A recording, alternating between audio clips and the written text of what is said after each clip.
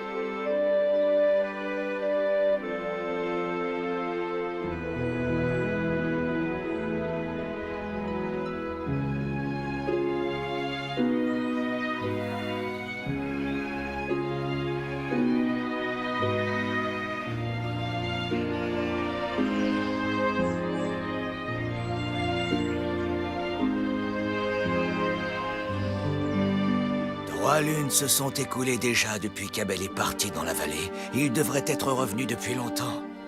Je suis inquiet. Les neiges ont complètement fondu. Même sur les sommets, son troupeau pourrait paître tranquillement ici.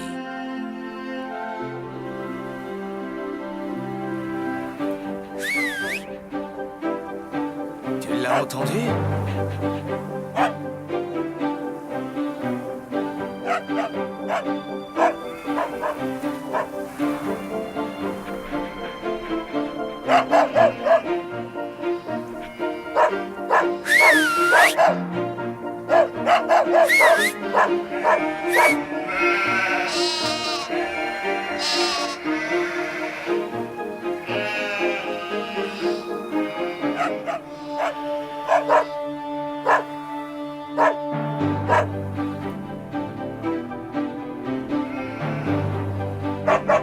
Abel est revenu, je te rends grâce au Seigneur.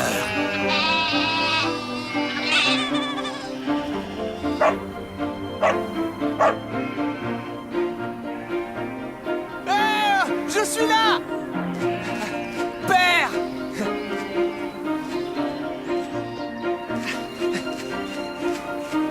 Père, vous êtes là, enfin! Oh, Père! Rendez-vous compte, Père, je suis parti avec 30 moutons et je reviens avec 40. 10 agneaux sont nés. N'est-ce pas merveilleux? Viens! Viens par ici. Regardez. Tu es un bon fils, Abel. Que le Seigneur te bénisse.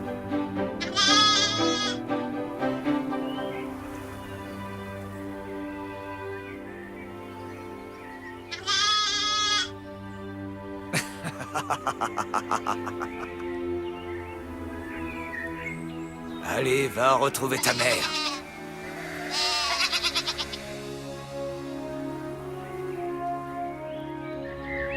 Le Seigneur Dieu a dit, « Croissez et multipliez-vous, emplissez la terre et soumettez-la, dominez les poissons de la mer, les oiseaux du ciel et tous les animaux qui se déplacent sur la terre. Quant à toi, femme, Je multiplierai les peines de tes grossesses, et tu enfanteras dans la douleur. Et toi, l'homme, tu gagneras ton pain à la sueur de ton front, jusqu'à ce que tu retournes au sol dont tu fus tiré. Car tu es poussière et tu retourneras à la poussière. Et Adam obéit. Il s'unit à Ève, sa femme, et il affronta avec elle les difficultés de la vie. Ève lui donna 2 fils. D'abord Caïn, puis Abel.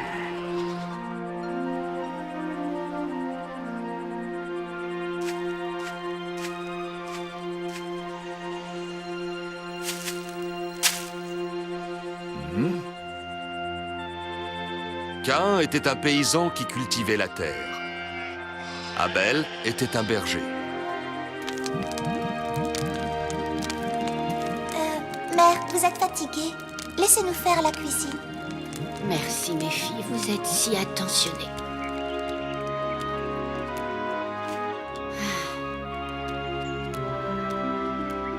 Dis donc, toi!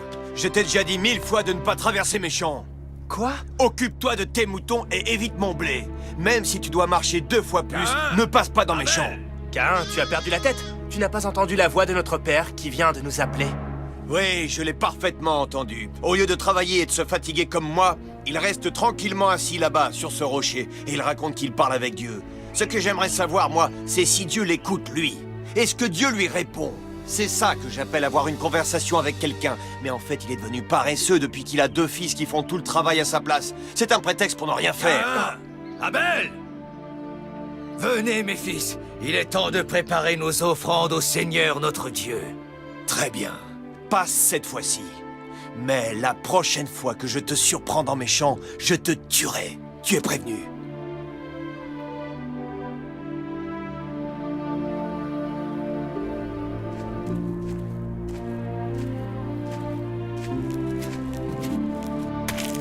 Tenez, père. Voici mon offrande au Seigneur. Si tu es véritablement heureux d'offrir les fruits de la terre au Seigneur notre Dieu, alors je suis certain qu'ils trouveront grâce à ses yeux. Mais les offres-tu avec joie et gratitude dans ton cœur, Caïn?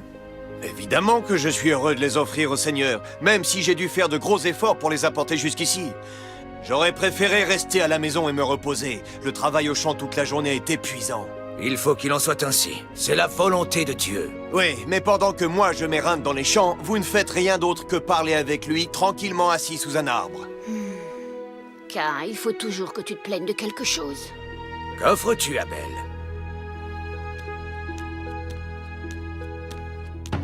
Le premier-né de mes agneaux. Que le Seigneur l'agrée. Il acceptera ton offrande si elle est faite avec joie et gratitude. Le Seigneur peut lire dans mon cœur, Père. Il sait qu'il déborde de joie et de gratitude envers lui. Béni soit le Seigneur Tout-Puissant. Béni soit le Seigneur sur la terre comme au ciel. Partout et toujours. Que son nom soit béni. Qu'il soit béni. Ô Seigneur, nous te supplions d'accepter nos offrandes, les fruits de notre labeur que nous t'offrons avec gratitude pour tout ton amour. Où est Caïn? Encore au travail. Cela plaira au Seigneur.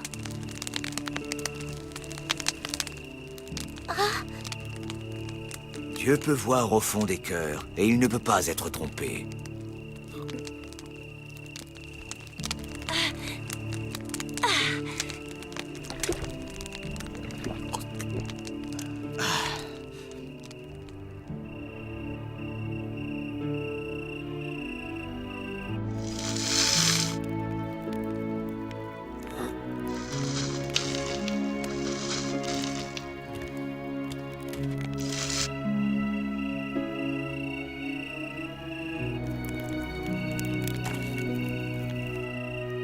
Caïn, mon fils, es-tu là?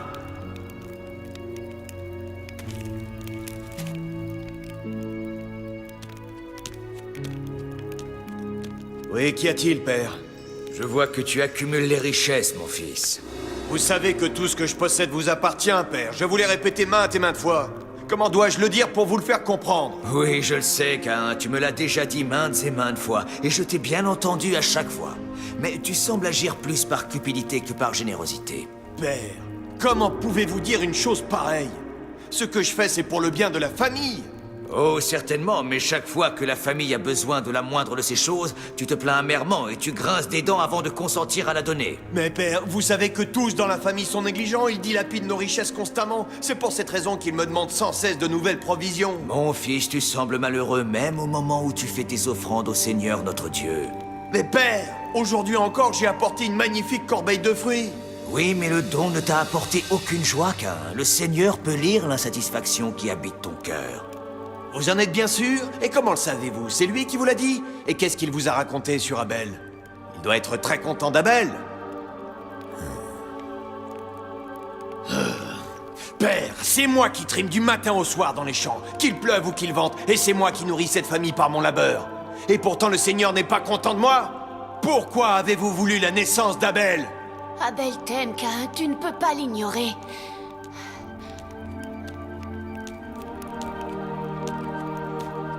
Il loue sans cesse ton travail dans les champs. Il a pour toi une admiration sans borne. Rappelle-toi que tu es son grand frère, tu es l'aîné de la famille.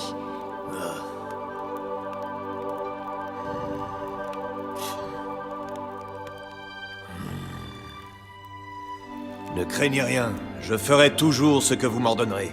C'est la volonté de Dieu. Je suis heureux d'entendre tes paroles, mon fils. Bonne nuit. Que Dieu l'aide à tenir la promesse qu'il vient de faire.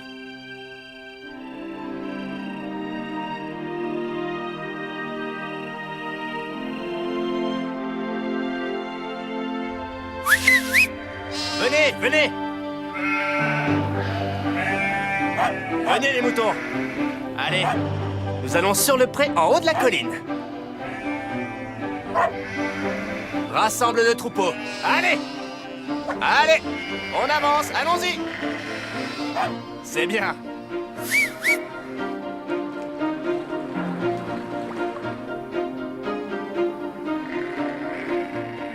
Père? Père! Je ne m'attendais pas à vous voir avant ce soir. Qu'est-ce qui vous amène? Abel, je voudrais te parler à propos de ton frère Caïn. Vois-tu, à l'intérieur de son cœur, un serpent le tourmente. Mais il t'aime. Oui, je le sais. Mais je le traiterai toujours avec le respect qu'il mérite, père. Je vous en donne ma parole. Tu es un bon fils, Abel. Puisse Dieu répandre ses bienfaits sur toi. Va. À ce soir, père. Au revoir.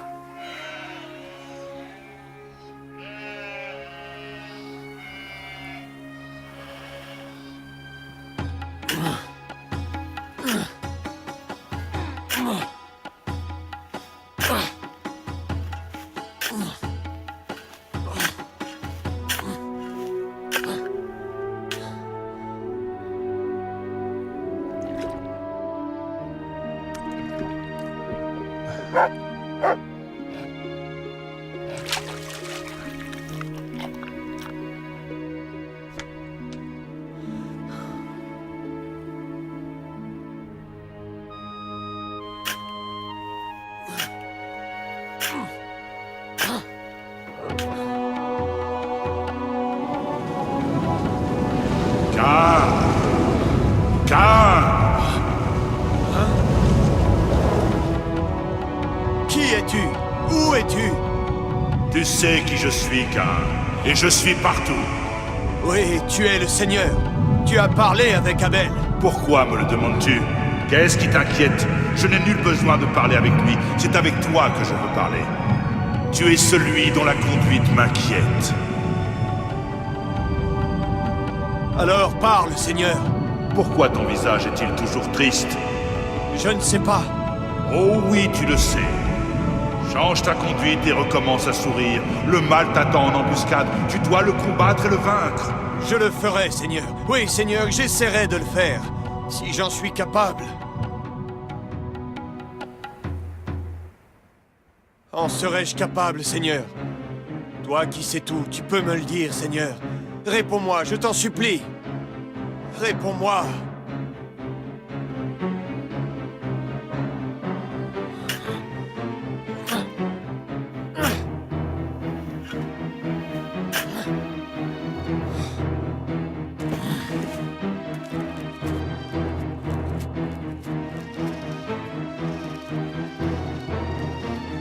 ça en tournant.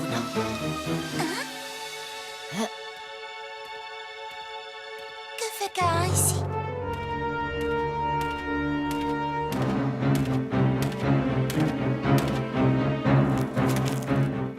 Il a l'air très en colère. Où est Abel? Nous ne l'avons pas vu, Caïn. Mon fils, tu as la soif du sang dans les yeux. Que fais-tu avec cette massue à la main? Mère, vous n'avez aucune raison de vous inquiéter. Vous avez toujours craint que je sois jaloux de lui. Eh bien non, je ne suis pas jaloux de lui. Je veux simplement lui parler.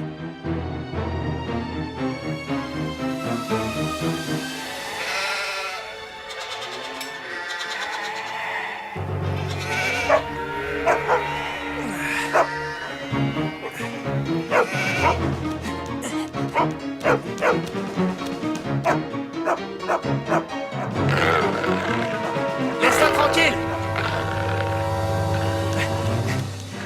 Qu'est-ce qui s'est passé?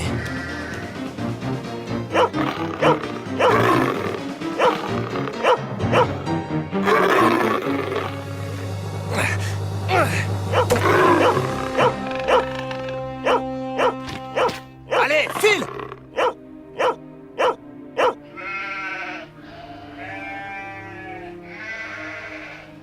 Qu'est-ce qui t'inquiète, ma chère femme? Nous avons 10 agneaux et les récoltes seront bonnes cette année.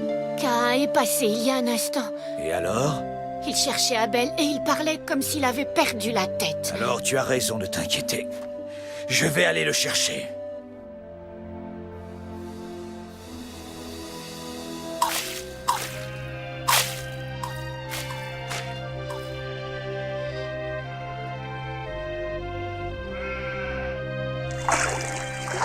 Il faut que je te parle, mon frère. Caïn, tu ne vois pas qu'il est occupé à la traite? Vous deux, les filles, vous pouvez terminer ça sans lui. Et quand vous aurez fini, rapportez le lait à votre mère. Elle a déjà allumé le feu sous la marmite. Oui, finissez les filles. Pendant ce temps, je vais voir comment je peux aider mon frère.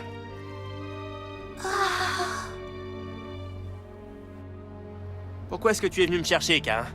Parce que j'ai entendu un agneau bêler au milieu de mon champ de blé. C'est sans doute un des tiens. Vaudrait mieux que ce soit toi qui le trouve, parce que si c'est moi, je ferai un feu et je le retirerai sur place.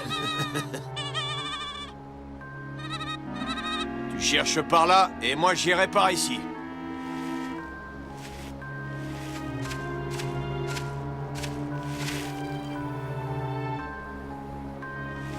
Où es-tu? Où es-tu? Ah, te voilà enfin, mon petit agneau. Je vais te sortir de là tout de suite, espèce de garnement. Je me demande qui t'a attaché là. Qui a bien pu faire ça? C'est moi, mon très cher frère. Ah! Ah!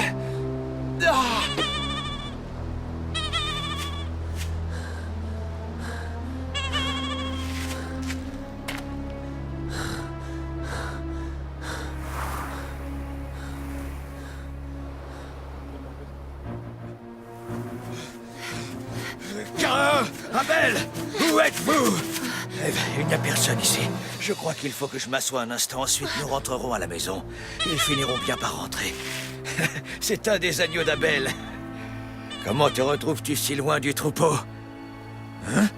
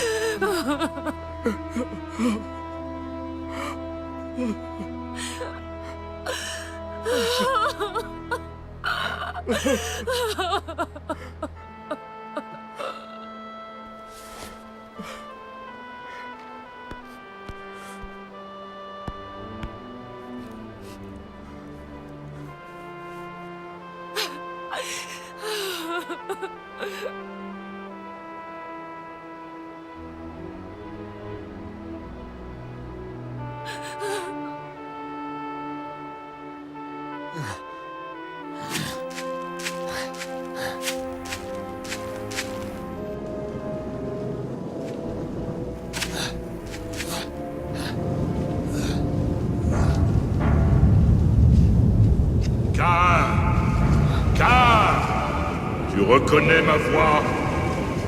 Évidemment que je reconnais ta voix. Tu es le Seigneur. Pourquoi est-ce que tu m'appelles?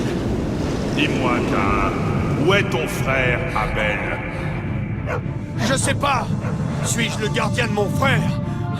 Qu'as-tu fait, Caïn?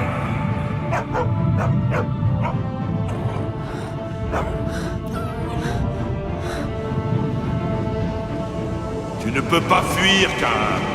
Écoute le sang de ton frère crier vers moi depuis le sol. Je l'entends. Sois maudit, Caïn. Fuis le sol qui par ta main a bu le sang de ton frère. Tu es maudit par le sang de ton frère. Si tu cultives la terre, elle ne te donnera plus ses fruits.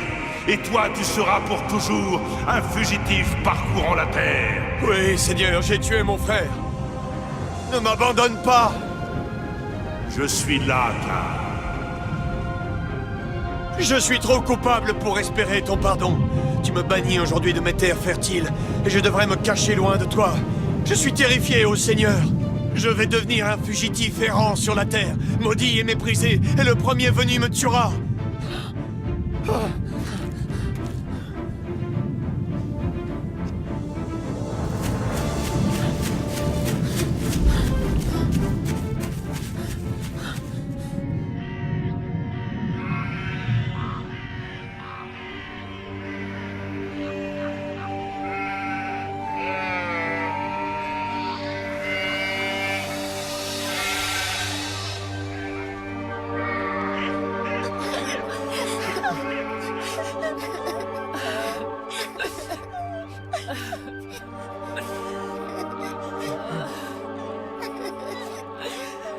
Seigneur, que nous est-il arrivé? Qu'est-il arrivé à mes deux fils?